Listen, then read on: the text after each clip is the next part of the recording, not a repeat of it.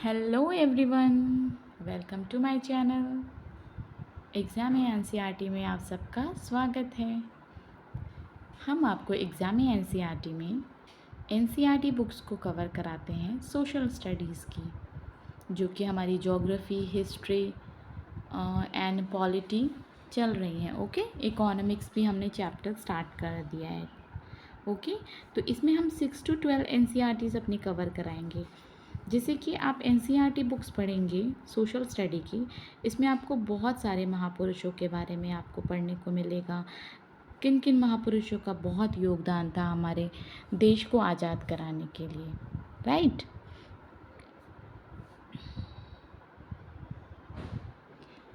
तो आज हम उन्हीं महापुरुषों में महात्मा गांधी जी की आत्मकथा को पढ़ेंगे, महापुरुषों की जीवनी को पढ़ेंगे, ठीक है। जिससे कि हमें पता चलेगा कि हमारे जो महापुरुष हैं उनका कब जन्म हुआ था, उनका किस किस चीज़ में क्या क्या योगदान रहा था, ठीक है। हम स्टार्ट करते हैं। जैसे महात्मा गांधी जी, इनका जन्म कब हुआ था इसमें हमें दिया हुआ है। इनका जन्म हुआ था 2 अक्टूबर 1869, ठीक है।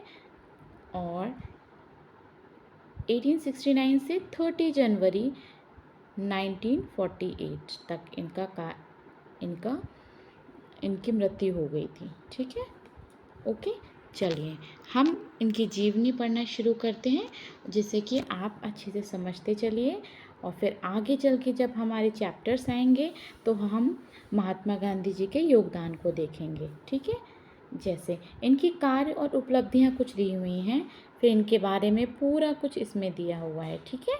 जैसे स्वतंत्रता आंदोलन में सबसे महत्वपूर्ण भूमिका निभाई महात्मा गांधी के नाम से मशहूर मोहनदास करमचंद गांधी भारतीय स्वतंत्रता आंदोलन के एक प्रमुख राजनीतिक नेता थे।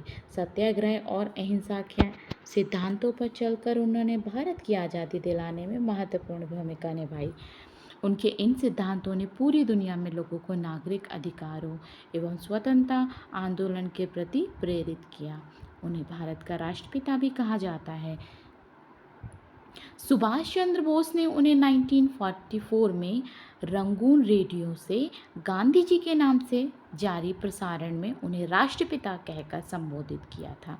आप आगे पढ़ेंगे अपने चैप्टर्स में कि महात्मा गांधी जी को राष्ट्रपिता किसने सबसे पहले कहा था। तो आप इसमें देखेंगे जीवनी में, और आपके क्वेश्चंस भी इजीली सॉल्व होते चले जाएंगे। जैसे इसमें दिया हुआ है 1942 में, ओके, 1944 में रंगून रेडियो से गांधी जी के नाम से जारी प्रसारण में उन्हें राष्ट्रपिता कहकर सुभाष चंद्र ने संबोधित किया था, ठीक है। महात्मा गांधी समूचे मानव जाति के लिए मिसाल हैं।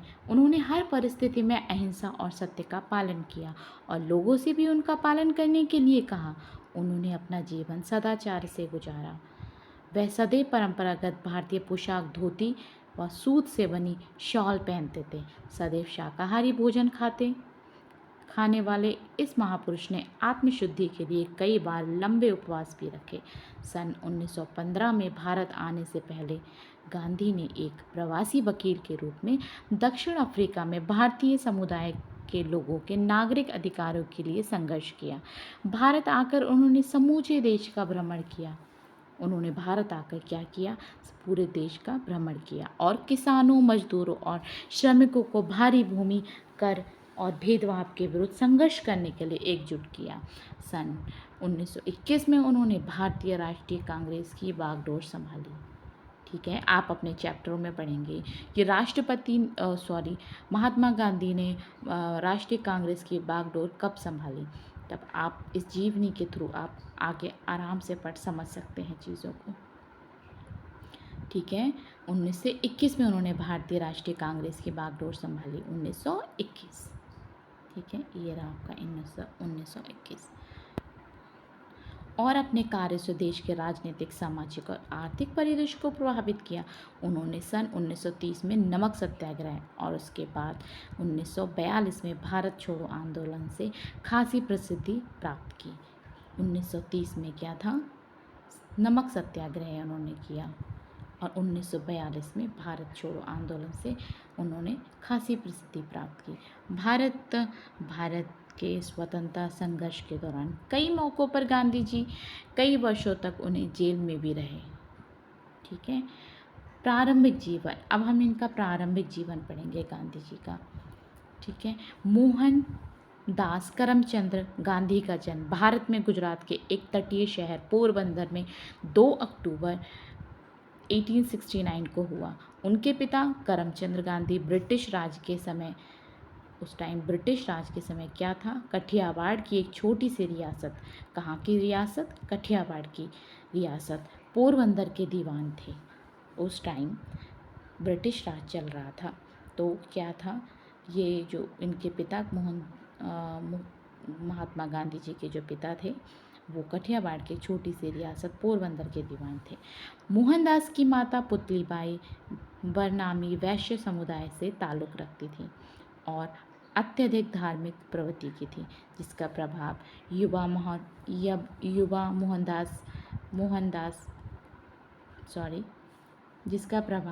मोहनदास पर पड़ा और उन्हें मूल्यों ने आगे चलकर उनके जीवन में महत्वपूर्ण भूमिका निभाई। वह नियमित रूप से व्रत रखती थी और परिवार में किसी के बीमार पड़ने पर उसकी सेवा शुश्रूषा में दिन रात कर देती थी।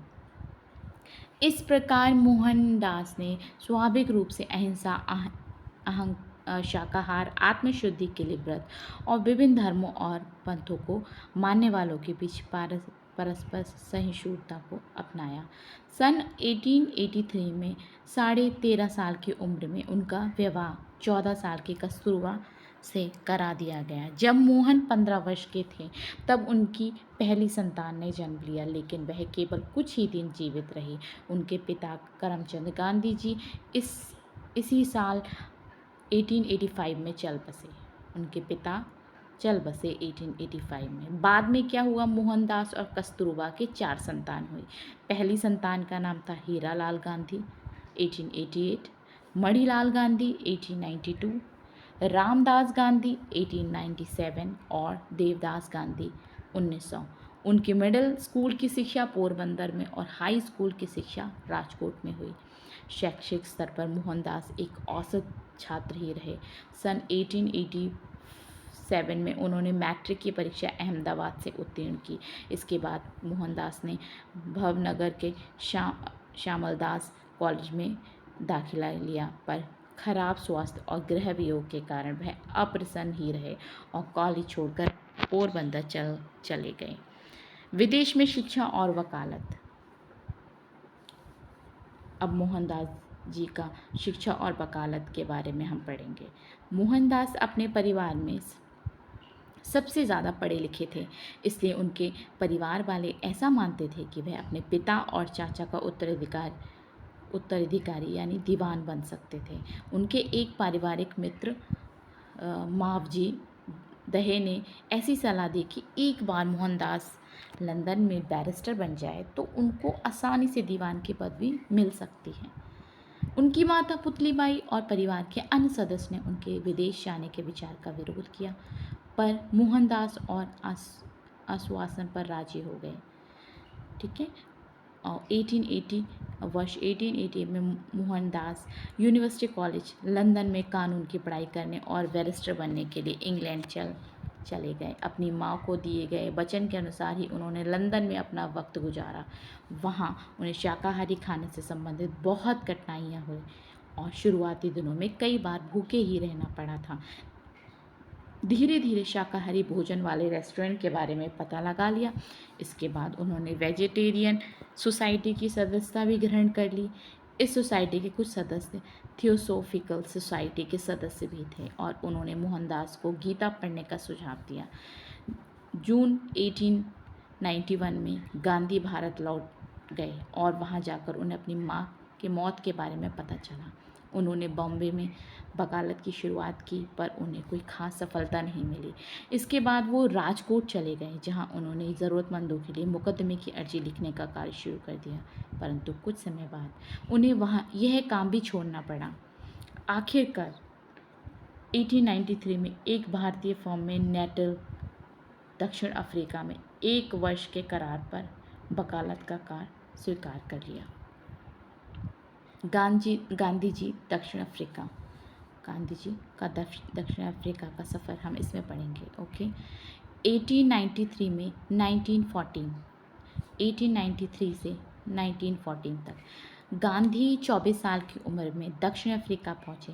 वह प्रोटोरिया स्थित कुछ भारतीय व्यापारियों के न्यायिक सलाहकार के तौर पर वहां गए थे। वहां उन्होंने अपने जीवन के 21 साल दक्षिण अफ्रीका में बिताए, जहां उनके राजनीतिक जीवन और नेशनल कौशल का विकास हुआ। दक्षिण अफ्रीका में उनको गंभीर नस्ली भेदभाव का सामना करना पड़ा। एक बार ट्रेन में प्रथम श्रेणी कोच की वैध टिकट होने के कारण तीसरी श्रेणी के टिकट में जाने से इनकार करने के कारण उन्हें इन्हें ट्रेन से बाहर फेंक दिया गया। ये सारी घटनाएं उनके जीवन में महत्वपूर्ण मोड़ बन गई और मौजूदा सामाजिक और राजनीतिक न्याय के प्रति जागरूकता का कारण बनी। दक्षिण अफ्रीका में भारत पर हो रहे अन्याय को देखते हुए उनके मन में ब्रिटिश साम्राज्य के अंतर्गत भारतीयों के सम्मान तथा स्वयं अपनी पहचान से संबंधित प्रश्न उठने लगे। दक्षिण अफ्रीका में गांधी जी ने भारतीयों को अपनी राजनीतिक और सामाजिक अधिकारों के लिए संघर्ष करने के लिए प्रेरित किया। उन्होंने भारतीयों को नागरिकता संबंधी मुद्दे को भी दक्षिण अफ्रीका सरकार के सामने उठाया और 1906 में जुलू युद्ध में भारतीयों को भर्ती करने के लिए ब्रिटिश अधिकारियों को सक्रिय रूप से प्रेरित किया। गांधी के अनुसार अपनी नागरिकता के दावों को कानूनी जामा पहनाने के लिए भारतीयों को ब्रिटिश युद्ध प्रयासों में सहयोग देना चाहिए। गांधी के अनुसार क्या हुआ था, नागरिकताओं के दावों को कानूनी जामा पहनाने के लिए भारतीयों को ब्रिटिश युद्ध में प्रयास में सहयोग देना चाहिए। भारतीय स्वतंत्रता संग्राम 1916 और 1945 वर्ष 1914 में गांधी दक्षिण अफ्रीका से भारत वापस लौट आए। इस समय तक गांधी एक राष्ट्रवादी नेता और संयोजक के रूप में प्रतिष्ठित हो चुके थे। वह उदारवादी कांग्रेस नेता गोपाल कृष्ण गोखले के कहने पर भारत आए थे और शुरुआती दौर में गांधी के विचार बहुत हद तक गोखले के विचारों से प्रभावित थे। प्रारंभ में गांधी ने देश के विभिन्न भागों का दौरा किया और राजनीतिक, आर्थिक और सामाजिक मुद्दों को समझने की कोशिश की। तो आगे के हम अपने वीडियो में चंपारण और खेड़ा सत्याग्रह के बारे में आगे हम गांधी जी की जीवनी में पढ़ेंगे, ठीक है, और समझेंगे कि हमारे महापुरुष जो कि हमारी बुक्स में हमें पढ़ाए जाएंगे, उनके बारे में हमें बहुत कुछ जानने की ज़रूरत है, जिससे कि हमारी बुक्स के कॉन्सेप्ट भी क्लियर होते जाएंगे और हमें अपने महापुरुषों के बारे में भी अच्छे से हमें पता चलता जाएगा, ठीक है। ओके, चलिए तब तक आप लोग इस वीडियो को दोबारा देख सकते हैं, जिससे कि आप अच्छे से समझ सकें कि गांधी जी के जीवन काल में क्या क्या घटित हुआ था, ठीक है। आगे हम और पढ़ेंगे गांधी जी के बारे में जो है ना, वो हम आगे के वीडियो में पढ़ेंगे। ओके, तब तक आप लोग अपना ध्यान रखिए, पढ़ते रहिए और ठीक है, लिंक करके पढ़ते रहिए, हर चीज़ को लिंक करना सीखिए, ठीक है। जैसे कि अब मैं गांधी जी का ये पढ़ा रही हूँ, मैं और भी महापुरुषों के बारे में आपको पढ़ाती चलूँगी, जो कि हमारे सोशल स्टडी में जितने महापुरुष आएंगे सबके बारे में आपको समझाते चलेंगे, जिससे आपके सारे कॉन्सेप्ट क्लियर होते जाएंगे और आप हर चीज़ को लिंक कर पाएंगे, ठीक है। तब तक आप पढ़ते रहिए और आगे बढ़ते रहिए और क्लास में आते रहिए। Thank you.